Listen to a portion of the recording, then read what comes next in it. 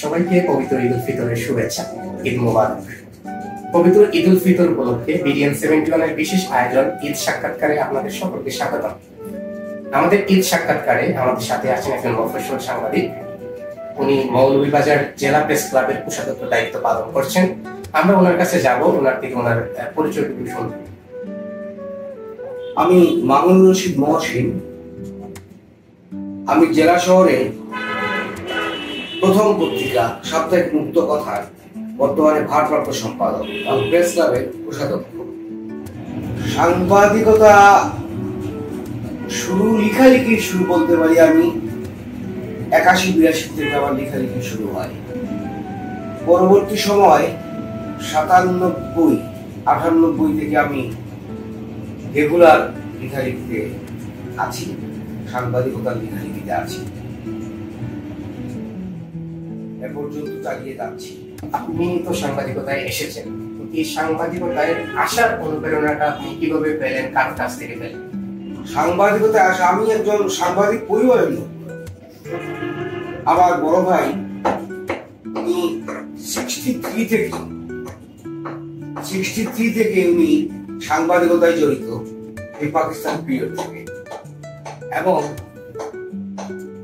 62-63 হবে উনি ইত্তেফাকের করেসপন্ডেন্ট ছিলেন। ইত্তেফাকে লেখালেখি করতেন, একসঙ্গে উনি ইত্তেফাকের স্টাফ রিপোর্টারও ছিলেন। ওনার দেখা দেখি আমার সাংবাদিকতা শুরু, এবং ওনারই পথ ধরে আমি হাঁটছি। আপনার প্রথম রিপোর্টিং এর অভিজ্ঞতা কেমন ছিল? প্রথম রিপোর্টিং এর অভিজ্ঞতা বলবো, সেটা হচ্ছে তখন জাতীয় নির্বাচন চলছিল, স্থানীয় নির্বাচন চলছিল। সেটা 81-82 হবে।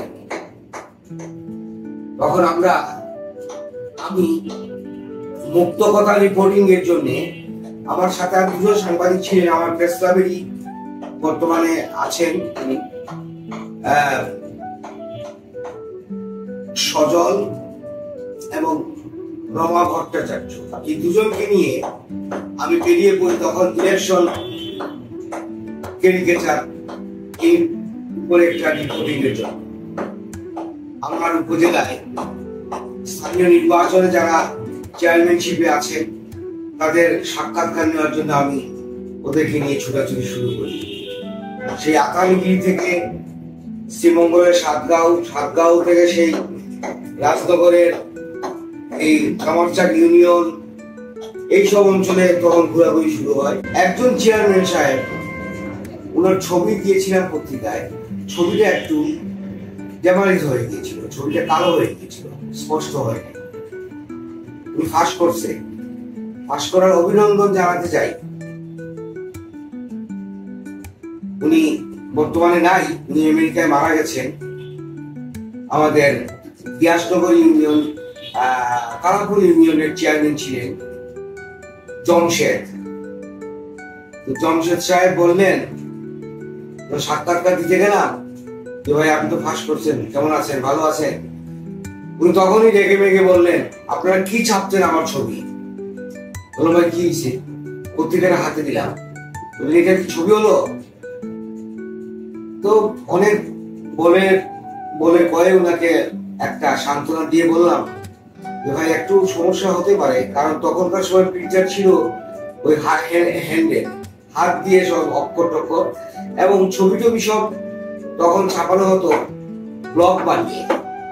এখনকার মতো যে আধুনিক সময় ছিল না, কম্পিউটারের যুগ ছিল না, তখন ছিল সব নেচার, যেখানে ওই ব্লক বানিয়ে তারপর হিট ব্লক, কাঠের ব্লক, এগুলো দিয়ে আমাদের কাজ চলত। বললাম, ভাই একটু সমস্যা হয়ে গেছে, ঠিক আছে, আমরা দুঃখিত, নেক্সট টাইম আপনার একটা ছবি দেবো, সুন্দর ছবি হবে। যাক, জমশেদ ভাই তখন মেনে নিয়েছে, চাটা খাইয়ে দিয়ে বললো ঠিক আছে, ভালো হয়েছে। এই ছিল আমার প্রথম সাংবাদিকতার অভিজ্ঞতা। দেখতে পাই যে বিভিন্ন সময় বিভিন্ন প্রতিবেদন করার কারণে মফস্বল সাংবাদিকরা কিছুটা হামলা শিকার হয়, বা হামলা মামলা বিভিন্ন ধরনের বঞ্চনার শিকার হয়। তো আপনি কি কখনো এমন কোনো প্রতিবেদন করেছিলেন যেটার কারণে আপনি বিপদে পড়েছিলেন? আমাদের মৌলভীবাজার জেলার মনু প্রকল্পের জন্য 1000 কোটি টাকা বরাদ্দ হয়েছিল। সেই টাকা নিয়ে যে কাফিলাতি শুরু হয়, রোডস এন্ড হাইওয়ে, পানি উন্নয়ন বোর্ড এবং আমাদের স্থানীয় কিছু রাজনৈতিক ব্যক্তি এবং কন্ট্রাক্টর, এদের মধ্যে একটা সমস্যা দেখা দেয়। সেই রিপোর্টিং করতে যাইয়া কিছু সমস্যায় পড়েছিলাম। সেই রিপোর্টিংটা করার পর পানি উন্নয়ন বোর্ড এবং সড়ক ও জনপথের সমস্যা হয়। ওরা আমার এক সাংবাদিক ওর উপরে চড়াও হয়। কোনো না কোনো ভাবে সেই সাংবাদিক বেঁচে গিয়েছিলেন। ওরা মারতে উদ্যত হয়েছিল, মারতে পারেনি। পরবর্তী সময় একটা মামলা মহত্তমা করায়, কোর্ট পর্যন্ত করায়। এক্সিডেন্ট সাহেব পরে ট্রান্সফার হয়ে এখান থেকে চলে যান। আপনার অঞ্চলের সবচেয়ে বড় সমস্যাগুলো কি কি? সংবাদ মাধ্যম এই সমস্যাগুলো নিরসনে কিভাবে ভূমিকা রাখতে পারে? আমার অঞ্চলের সমস্যা তো শেষ নাই, সেটা আমার না, সারা বাংলাদেশে সমস্যার শেষ নাই, অনেক সমস্যা আছে। তা আমাদের পৌর কর্তৃপক্ষের যে সমস্যাগুলো আছে পৌরসভা, সেই সমাধান এখনো হচ্ছে না। নালা নর্দমা, রাস্তাঘাট, এগুলোর কোনো সমস্যা নাই। এবং আমাদের কুদালি ছড়া, পাহাড়ি ঢল থেকে যে ছড়ার উৎপত্তি, সেই ছড়াটা গিয়ে আমাদের ভিড়ে পড়ে হাওরে।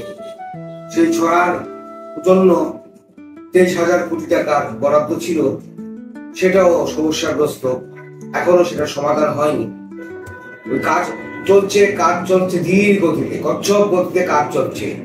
এবং সেই পানি কি হাওরে গিয়ে পড়বে সেই আশাটুকু নাই, কারণ হাওর এখন ভরাট হয়ে যাচ্ছে।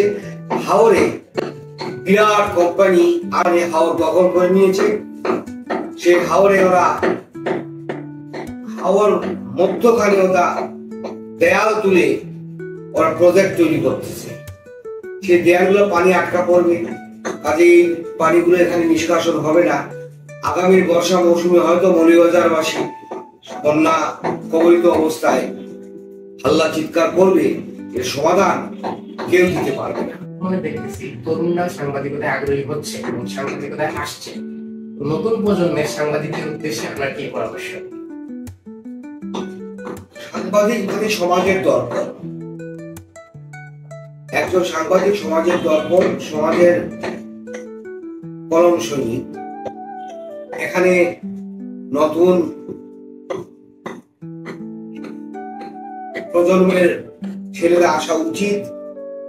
তবে তাদের প্রতি আমার একই বক্তব্য, বস্তুনিষ্ঠ সাংবাদিকতা হচ্ছে প্রথম প্রশ্ন। সেই বস্তুনিষ্ঠ সাংবাদিকতা যদি ওরা বজায় রাখতে পারে, অবশ্যই ওদের ভবিষ্যৎ উজ্জ্বল হবে। সাংবাদিকতা সেক্টরে কি এমন পরিবর্তন আনতে চান যা ভবিষ্যৎ সাংবাদিকদের জন্য সহায়ক হবে? আমি কি পরিবর্তন আনবো? আমার দরকার পরিবর্তনের কোনো সুযোগ আছে বলে মনে হয় না।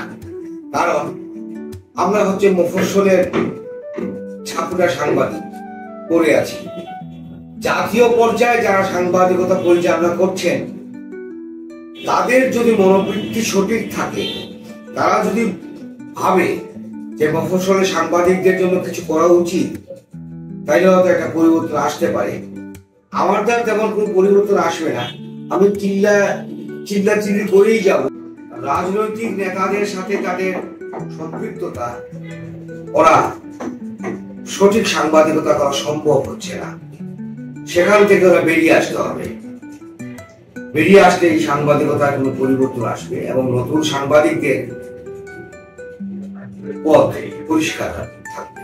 সবশেষে যদি ঈদ উপলক্ষে আপনার অঞ্চলের মানুষের উদ্দেশ্যে এবং দেশবাসীর উদ্দেশ্যে যদি কিছু বলতে চান? ঈদ উল ফিতরের শুভেচ্ছা দেশবাসীকে এবং আমার মফস্বল শহরকে, সবাইকে ঈদ উল ফিতরের শুভেচ্ছা জানাই। এবং সেই ঈদ উল ফিতর সবার মনে আনন্দ উৎসব বয়ে নিয়ে আসুক এবং মন মানসিকতা সুস্থতায় ফিরে আসুক, এই কামনা। ধন্যবাদ। ধন্যবাদ সবাইকে, ধন্যবাদ আপনাকে।